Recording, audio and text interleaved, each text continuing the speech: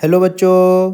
तो इस सवाल में बोला है a cylinder of radius R made of material of thermal conductivity K1 is surrounded by a cylindrical shell of inner radius R and outer radius 3R made of material of thermal conductivity K2.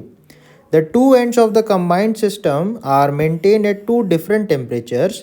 What is the effective thermal conductivity of the system?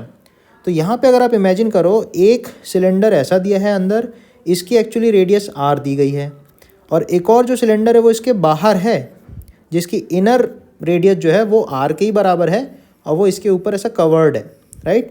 तो कुछ इस तरीके से ये diagram बनेगा।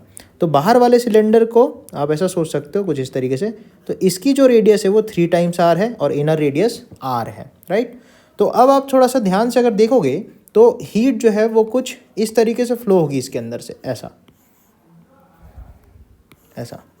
तो आप ध्यान से देखोगे तो ये दोनों जो कॉम्बिनेशन है ये एक्चुअली पैरेलल में लगे हैं और इनके अक्रॉस कुछ डेल्टा टी टेम्परेचर का डिफरेंस दिया है। तो सबसे पहले हमको इक्विवेलेंट थर्मल रेसिस्टेंस निकालना पड़ेगा। तो आर इक्विवेलेंट इस केस में हम 1 करके लिखते हैं in case of parallel combination, that is 1/R1 + 1/R2, right.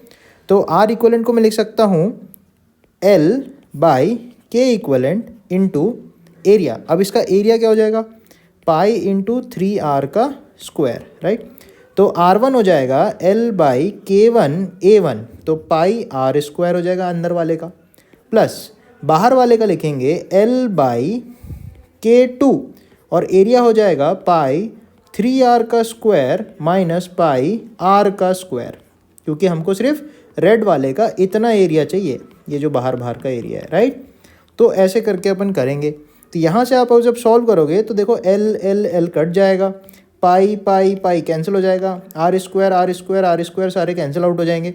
तो आपको मिलेगा 9 times K equivalent equals K1 + 8 K2। तो K इक्वलेंट की वैल्यू आपको मिलेगी K1 + 8 K2 होल अपॉन 9। तो इस क्वेश्चन का सही आंसर हो जाएगा ऑप्शन बी।